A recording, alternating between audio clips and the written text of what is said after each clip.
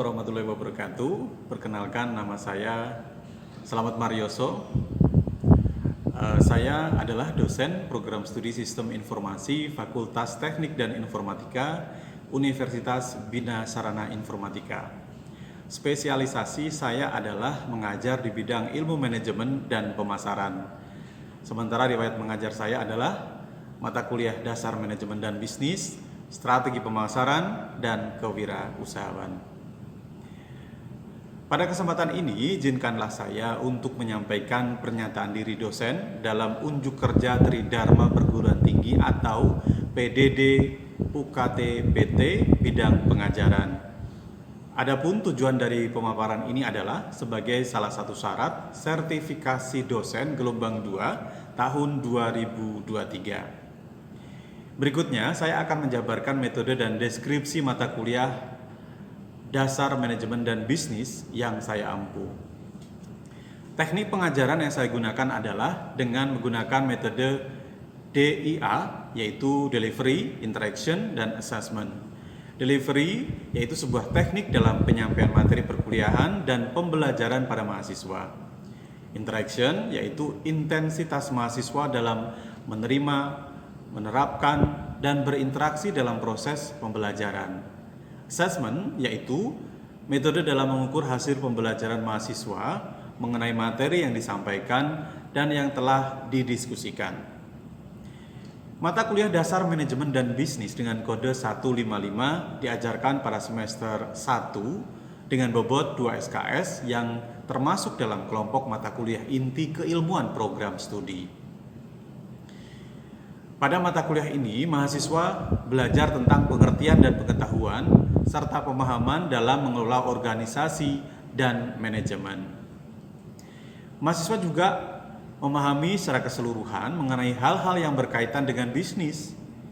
Pembahasan dari mata kuliah ini meliputi organisasi dan manajemen, manajemen dan lingkungannya, perencanaan, pengambilan keputusan, pengorganisasian, koordinasi dan rentang manajemen, wewenang dan delegasi, standar pengendalian dan manajemen kontemporer, ruang lingkup bisnis, perusahaan dan lingkungan perusahaan, bentuk-bentuk badan usaha, kewirausahaan, dan perusahaan kecil. Capaian pembelajaran mata kuliah dasar manajemen dan bisnis adalah menunjukkan sikap bertanggung jawab atas pekerjaan di bidang keahliannya secara mandiri. Mahasiswa juga menguasai konsep teoritis manajemen secara mendalam, khususnya metode dan perangkat analisis fungsi manajemen yang meliputi perencanaan, pelaksanaan, pengarahan, pemantauan, evaluasi, dan pengendalian serta fungsi organisasi yang terdiri dari pemasaran, SDM, operasi, dan keuangan pada berbagai jenis organisasi. Ketiga, menguasai prinsip kepemimpinan dan kewirausahaan dalam berbagai tipe organisasi. Keempat, menguasai pengetahuan faktual dan metode aplikasi etika bisnis dan nilai-nilai kemanusiaan atau humanity values dalam mengelola organisasi. Yang kelima, mampu menerapkan pemikiran logis, kritis, sistematis, dan inovatif dalam konteks pengembangan atau implementasi ilmu pengetahuan dan teknologi yang memerhatikan dan menerapkan nilai humaniora yang sesuai dengan bidang keahliannya. Yang keenam, mampu menunjukkan kinerja mandiri, bermutu, dan terukur. Yang ketujuh, mampu mengambil keputusan secara tepat dalam konteks penyelesaian masalah di bidang keahliannya berdasarkan hasil analisis informasi dan data. Sementara yang delapan, mampu merumuskan fungsi manajemen, perencanaan, pengorganisasian, penyusunan anggaran, pengarahan, pengendalian, serta evaluasi pada level operasional di berbagai tipe organisasi. Capaian pembelajaran mata kuliah dasar manajemen dan bisnis yaitu mahasiswa mampu menguasai konsep manajemen secara mandiri dalam mendalam serta merumuskan fungsi manajemen pada level operasional di berbagai tipe organisasi. Kemudian CPMK yang kedua, mampu menguasai konsep perencanaan secara mendalam dan mandiri serta mampu merumuskan fungsi perencanaan pada level operasional di berbagai tipe organisasi. Ketiga, mampu mengambil keputusan secara tepat berdasarkan analisis data dan informasi secara mandiri. Yang keempat, mampu menguasai konsep organisasi secara mendalam dan mandiri serta mampu merumuskan fungsi pengorganisasian pada level operasional di berbagai tipe organisasi. Berikutnya, mampu menguasai dan merumuskan konsep tentang koordinasi dan rentang manajemen secara mandiri dan mendalam pada level operasional di berbagai tipe organisasi. Kemudian materi atau bahan ajar yang saya gunakan selain buku seperti buku pengantar manajemen fungsi proses dan pengendalian, seperti buku bisnis teori, seperti buku pengantar manajemen, juga menggunakan website-website yang relevan terkait dengan mata kuliah yang saya ajarkan.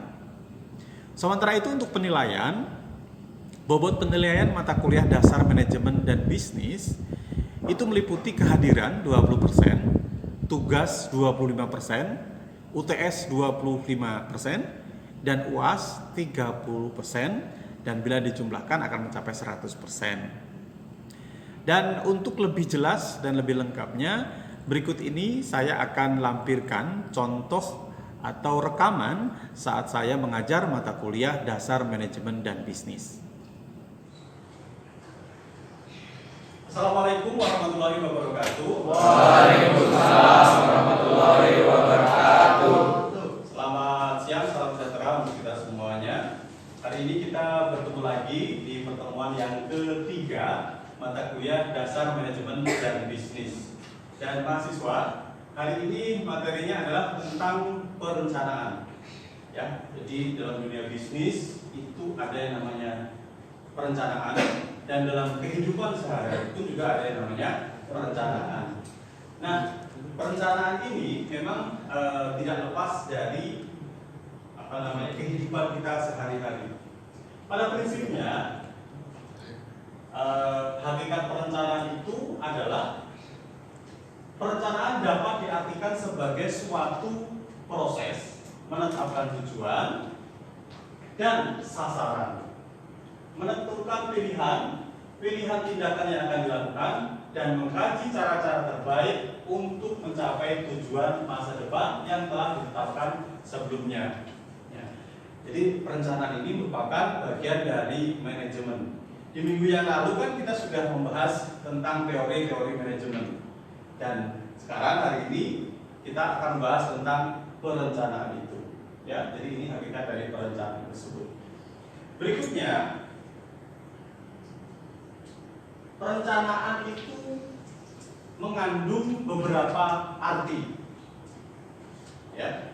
Yang pertama, perencanaan sebagai suatu proses.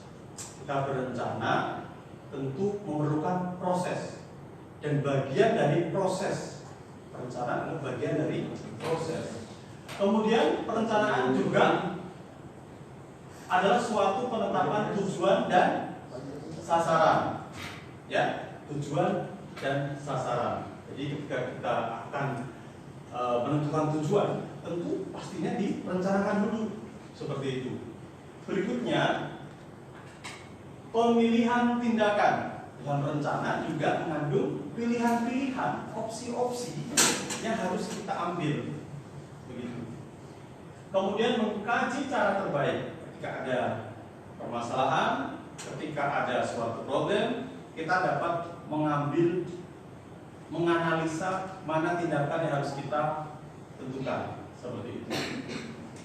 Kemudian perencanaan merupakan tujuan untuk mencapai hasil akhir. Jelas kita berencana, ya, mempunyai keinginan apa yang akan kita ambil, apa yang akan kita lakukan di akhir dari rencana itu.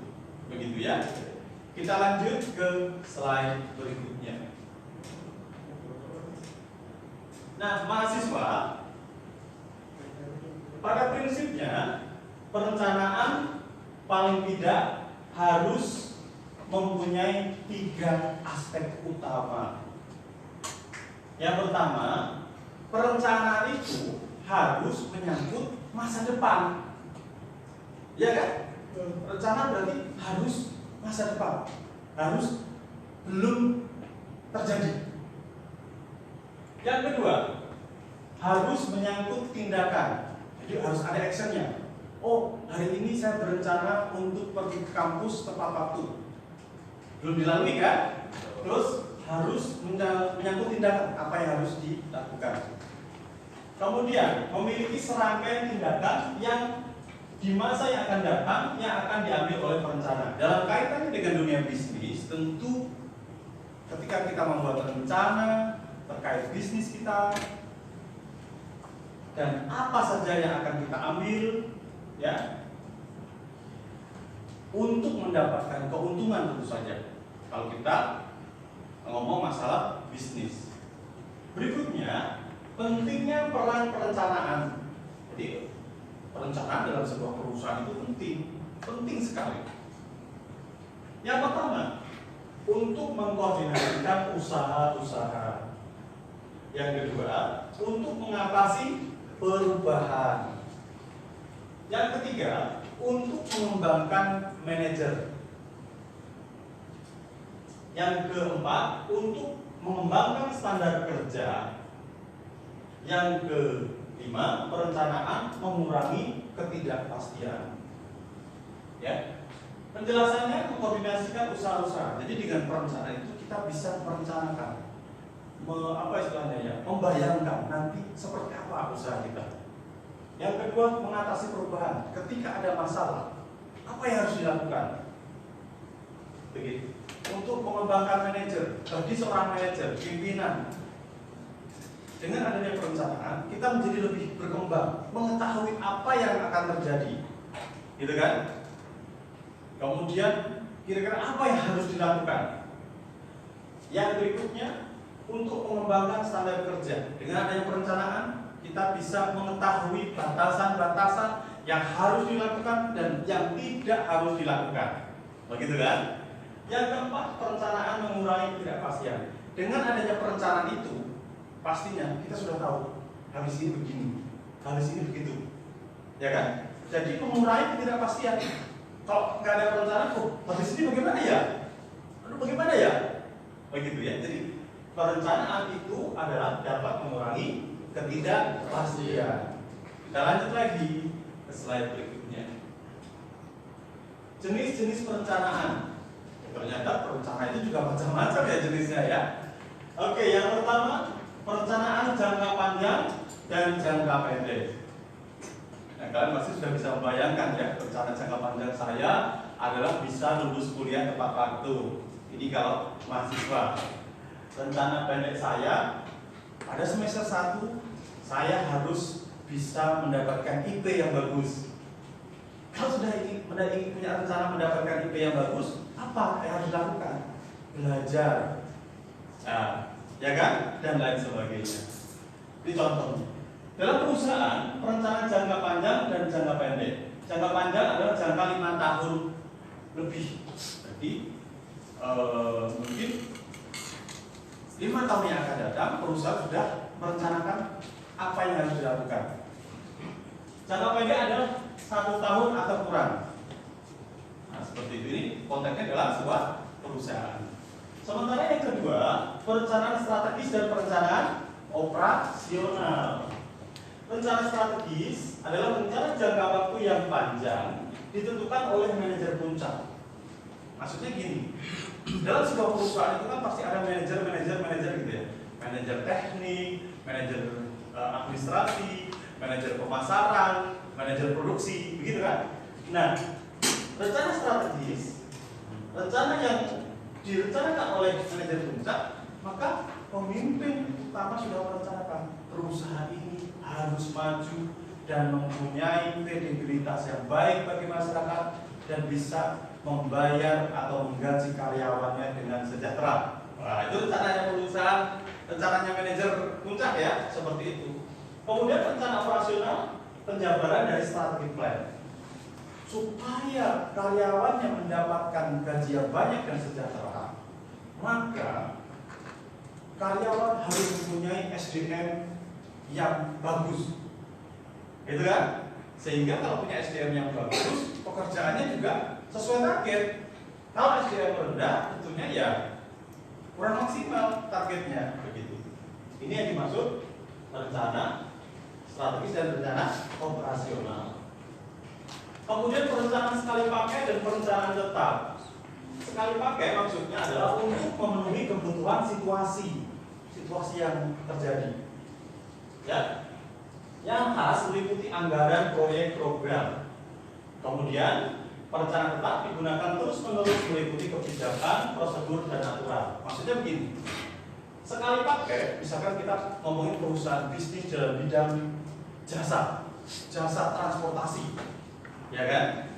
Nah, sekali pakai, ini misalkan, ini mau hari raya Idul Fitri, usaha kita di bidang transportasi pasti banyak sekali kegiatan, banyak sekali pengeluaran, banyak sekali tenaga yang kita butuhkan untuk operasional lebaran, ya kan? Maka dibutuhkanlah tenaga-tenaga baru, ya kan? Situasinya seperti itu, ya. Anggaran proyek karena kita lebaran, maka usaha di bidang transportasi akan membutuhkan anggaran yang lebih. Itu insidensial, setiap tahun sekali, gitu kan? Terus anggaran tetap yang digunakan terus-menerus meliputi kebijakan dan prosedur aturan. Misalkan gini, karena kita punya usaha transportasi di bidang usaha jasa di bidang transportasi, maka namanya bis perlu diservis. Ada dana servis setiap tahunnya sekian dipakai, keluar itu kan dipakai tidak segitu gitu. Ini yang dinamakan perencanaan sekali pakai dan perencanaan tetap kita. Ya, seperti itu. Kita lanjut lagi ke slide berikutnya. Nah, klasifikasi rencana strategis dan rencana operasional. Ini menurut Siswanto, rencana dibagi dua, yaitu rencana strategis yang mewujudkan misi dan visi, kemudian rencana operasional yaitu rencana sekali pakai, program, proyek, anggaran, contohnya dengan rencana tetap, kebijakan, prosedur, standar, dan peraturan. Itu yang implementasi dari uraian yang sebelumnya. Nah, berikutnya, oke, ada pertanyaan? Langsung ada pertanyaan, ternyata antusias sekali ya. Oke, pertanyaannya apa ini? Siapa namanya? Diam dulu bentar, ini mau apa? Khalil. Pertanyaannya apa? Apakah suatu rencana itu bisa dapat? Ya, rencana itu kan dibuat oleh seorang manajer dari suatu perusahaan, suatu proyek, gitu kan, suatu organisasi, manajer.